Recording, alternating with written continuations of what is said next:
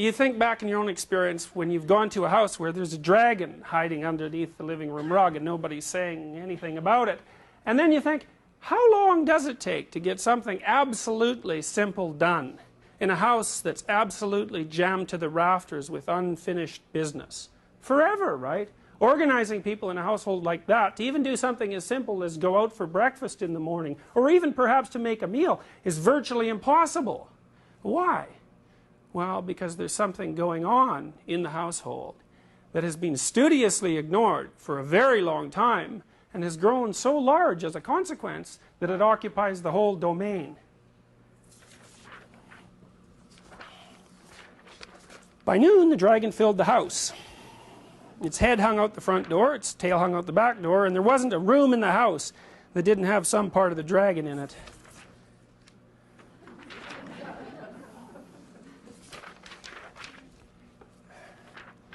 When the dragon awoke from his nap, he was hungry. A bakery truck went by. The smell of fresh bread was more than the dragon could resist. He ran down the street after the bakery truck. The house went along, of course, like the shell on a snail.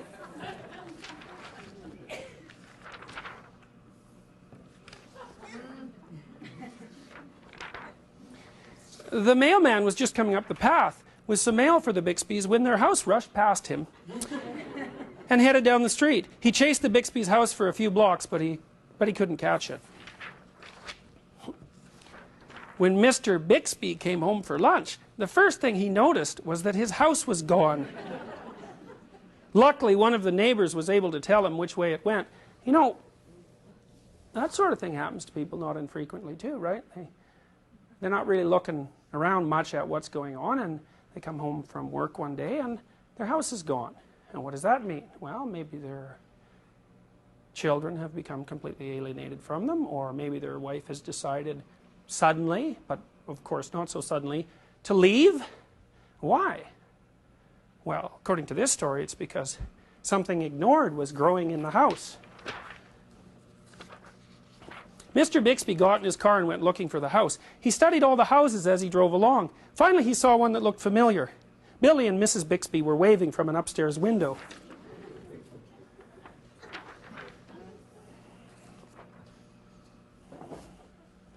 You know, in the 1890s in India, when a house was being built, the local priest, equivalent to the priest, would come by to set the foundation stone, and when he set the foundation stone, he'd take a big spike and drove it into the ground. And the reason he drove it into the ground at the place where the foundation was going to be laid was to keep the great dragon that is underneath the earth firmly pinned down by its head so it couldn't move and shake the house to bits.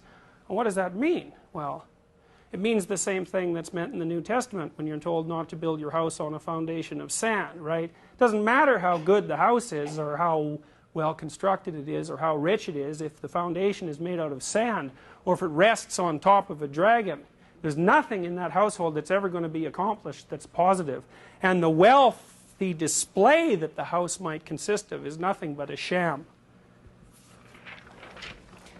Mr. Bixby climbed over the dragon's head onto the porch roof and through the upstairs window.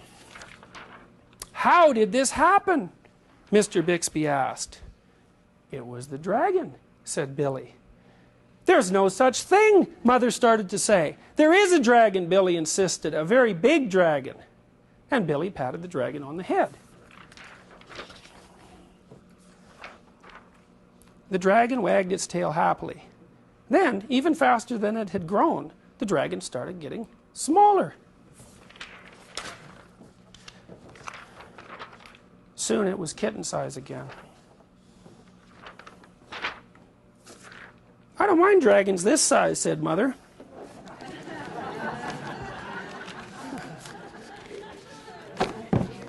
Why did it have to grow so big? I'm not sure, said Billy, but I think it just wanted to be noticed.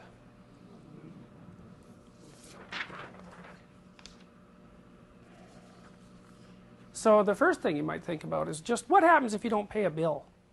Like really don't pay it, right? I mean, when it first comes in, it's only the size of a kitten. But if you leave it alone for 2 or 3 years, it pretty much grows into a full-fledged dragon. Why? Well, because things that you ignore have a life of their own, a complex life, like a bill.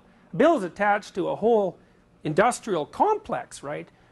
One of whose major functions is to make sure that you pay the bill. And if you don't pay the bill, then you immediately find out what it's connected to. It's connected to something immense and very troublesome, and if you allow the full force of that thing to manifest itself, it's not pretty. So one lesson from this story is that if something's nagging at you just a bit, it's probably better to deal with it before it turns into a full-fledged dragon. And then you might think, well, what if it's already a full-fledged dragon, right? I mean, then what's your option? Is there nothing left but to run away? And so then I can tell you what we know from 50 years of studying the outcome of clinical psychological interventions. So let's take an extreme case, right? Let's say something truly terrible has happened to you, and as a consequence of that, you're in shock, post-traumatic shock, which is a condition that's sufficiently serious to damage your brain over time. It's not only a psychological disorder, it's a physical disorder. If you're really stressed, your cortisol levels shoot up, and if your cortisol levels shoot up, that cortisol in high doses is a neurotoxin, starts to damage your brain.